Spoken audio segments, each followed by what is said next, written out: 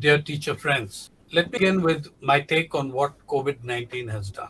I think COVID 19 has presented us with a scathing, unsparing, and detailed autopsy of the society we are. The corpse is on the table.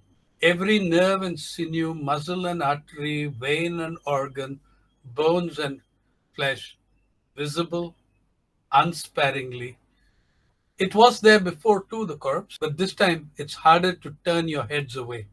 It's very compelling. It holds you, among other reasons, for the good old fashioned human emotion of fear. But it makes us look at the things that we are trying to avoid. Inequality is simply the greatest feature of our time, of our society, and COVID 19 brings that into stark relief. And it's not just India, it's worldwide. Just consider the emergence of an entirely new term, vaccine inequality. We may now have a somewhat decent and safe position regarding COVID 19. I would not be too sanguine about it. I said, you have no idea what comes back at you in the form of a variant. But even the virus itself, how many of our people are actually double vaccinated till now? What percentage of the population? We need to look at that. But look at the world picture and you see the inequalities so starkly.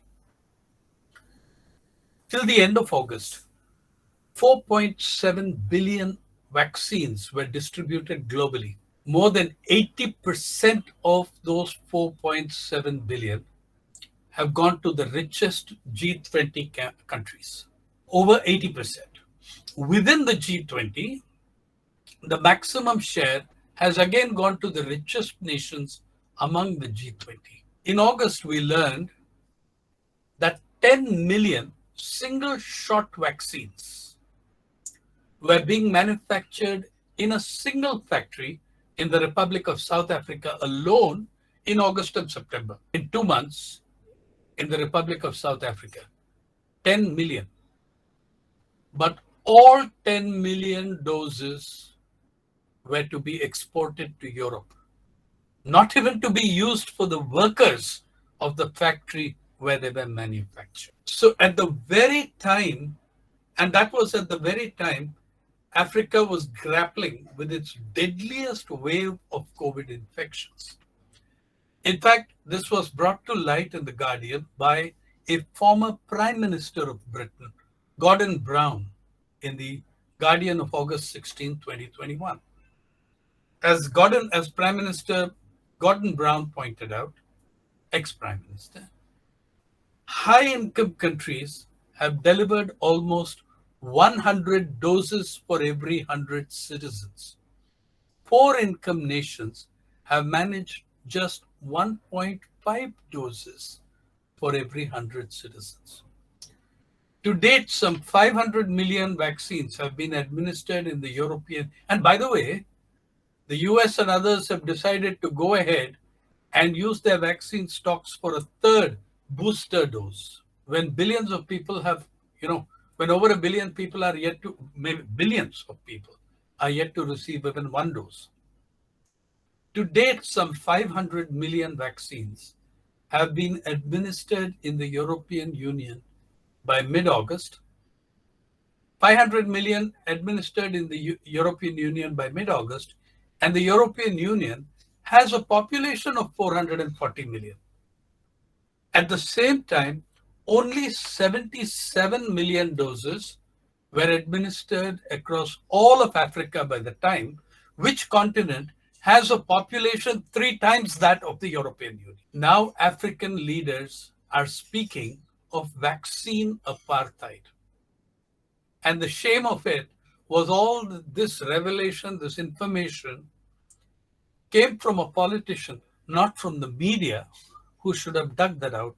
And the same media has covered the vaccine and the virus in India in a way that leads to complacency. Because to this day, nobody has an authoritative figure of how many people have really died. Nobody does. Numbers were changed. By the way, speaking to a group of teachers, let me point out that in the single state of Uttar Pradesh, 2,000 teachers, more than something like 2020, we published in People's Archive, we published the names of 1,631 high school teachers, junior college teachers who were forcibly drafted into conducting the panchayat elections.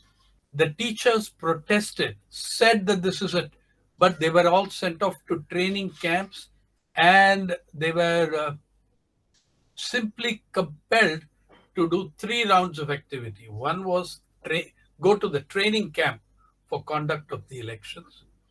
Two was to actually supervise the supervise the voting, be present at that time, and three was to supervise and conduct the counting. Of course, there were other government servants, maybe LIC agents and things, but the bulk, the single largest group from one fraternity was teachers. Now, 2,000 people died, and many of them are yet to get compensation, and it's a much lower compensation than what even the High Court of Allahabad recommended. And many could not get their compensation because their deaths had not been declared as due to COVID. There is no mention of COVID on their death certificates. We had a story of one teacher who received a warning call from the education authority that he was not showing up at the counting as required. He had developed COVID after going for the training. They had hundreds of people in one hall at the height of the virus's, effectivity. His wife took the phone call and told the authorities, my husband is dying here. He cannot come. I'm in the hospital and he is right here on his hospital bed on a ventilator. You know what the authorities said? They said, send us a photograph on the phone. By the way, he died a day later. It's something so cynical, so callous, and so insensitive to suffering. And that, by the way, that's a mindset that springs from inequality. When we see a lot of our fellow citizens as less than human, that it doesn't really matter. The media have failed the world public. Their concerns have largely been around the elite of their respective nations. Now look at what happened in India to Indian wealth, to Indian income, and Indian inequality in the first 12 months of the pandemic. Yeah.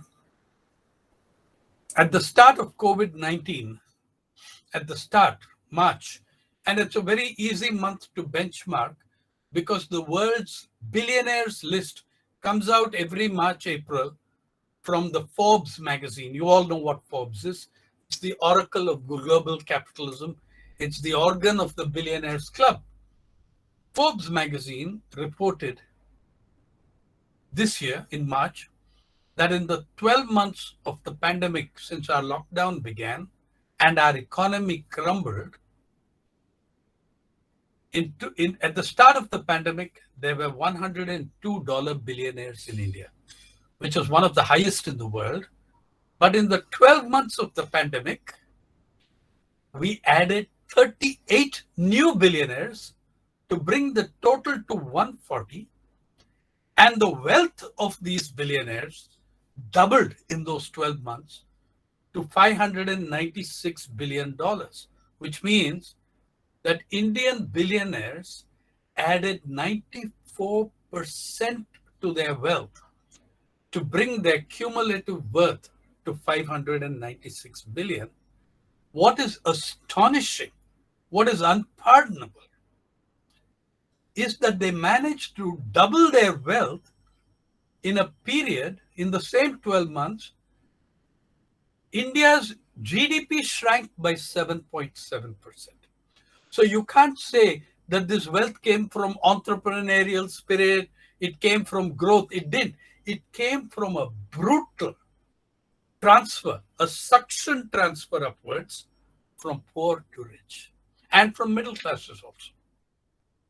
Otherwise, how do you grow 94% when the GDP of the entire nation has fallen and 7.7% fall is Government of India Niti Aayog figure? Many independent economists have said 10%, 11%, some have said 15%. They have not agreed with the idea that the fall is 7.7. But even if we accept it, the economy was not booming when 140 people, please understand what it means for 140 individuals in a population of 1.4 billion, 140 individuals have accumulated wealth equivalent to 22.7% of your GDP. $596 billion in March 21 was 22.7% of your gross domestic product. The two richest Indians out of these 140, again, there is a caste system and a class system. The top 5 billionaires are richer than the richer than the bottom 50, or of course it goes without saying. I mean, but if you just look at the list, you'll see the top 5 billionaires are all Gujaratis, by the way. uh, you know and the two richest Indians, yeah, it is all Gujarat. It is Mr. Ambani, Mr. Adani, Mr. Sanghvi, huh? And Mr. Premji has come to the fifth slot because he is one Indian billionaire who was number one, has actually given away a lot of his wealth, a genuine philanthropist. Now, the two richest Indians, Mr. Mukesh Ambani and Gautam Adani, you know how their wealth grew? What percentage? Mukesh Ambani's wealth grew by 129%, and Mr. Adani's grew more spectacularly but from a lower base, 467%, when the national GDP shrank 7.7%. Now, you can put out what excuses you like. This is not a sustainable situation. It also destroys the resilience of the rest of the population. Remember that in April last year, the Center for Monitoring Indian Economy said you had lost 118 million jobs in 1 month of April. Millions and millions of vendors, etc. Now, again, let's look at these. It's very important to look at these 140 billionaires, not just for the spectacular achievements of Mr. Ambani and Mr. Adani, but who are the people who gained most within these 140? The sectors are predictable. Tech sector in online education. Again, very important for you guys. Okay? The tech sector now, and the healthcare sector. Would you believe, I mean, how many of us even are aware that India has 24 health sector billionaires, and the top 10 of these 24 healthcare billionaires added on average 5 billion rupees every single day to their already great wealth. In the first year of the pandemic, 10 health sector billionaires added 5 billion rupees every single day on average. Again, in an economy that shrank 7.7% in those 12 months. Yeah. And mind you, this was written about, as always, every year when the Forbes list comes out. The media write about it in a celebratory note. There are TV programs with economists to explain why India is doing so brilliantly and better, because you don't want to look at the other 90%. What is, by the way, just calculate, please, what is 140, the percentage of 140 individuals in a population of 1.4 billion? Now, the wealth accumulation happens along the same lines it has for over a century in most parts of the world. Calamities accelerate the accumulation and monopoly over a few because they leave poor people defenseless, unable to hold on to their meager assets. Let me go to an event which all of you have vividly in your memory. Long before the pandemic, in December 2004, the tsunami, the Indian Ocean tsunami, battered many millions of lives and livelihoods. 11 countries were particularly affected by the tsunami. 5 of these 11 nations, Indonesia, India, Malaysia, Sri Lanka, and Thailand, had significant stock exchanges. The other 6 did not really. But even as their nations and people reeled from the disaster, every one of those 5 stock exchanges boomed as never before, as the stock exchange in the pandemic has set records it had never achieved before, crossing 60,000 on the sensitive index of the Mumbai Stock Exchange.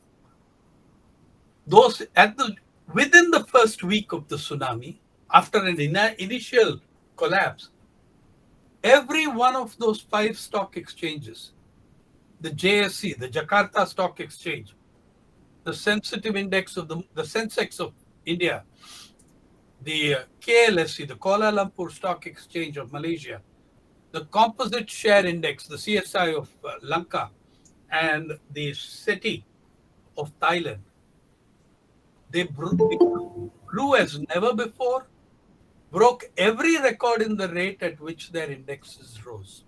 Ask yourselves why. Now, every such disaster is extensively covered in the media, but very rarely covered in a critical or revealing way. This is sad.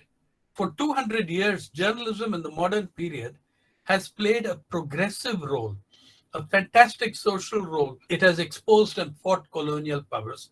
It has defended and helped expand human rights and basic rights.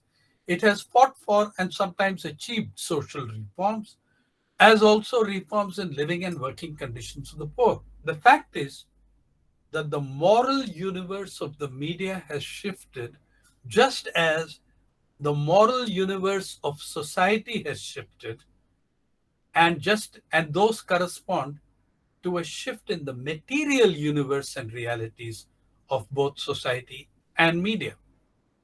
Today, the media are almost entirely owned and controlled by large business corporations. So you see that kind of inequality that has come in there, and that is one way of looking at it. But there's much more to come if you look at India.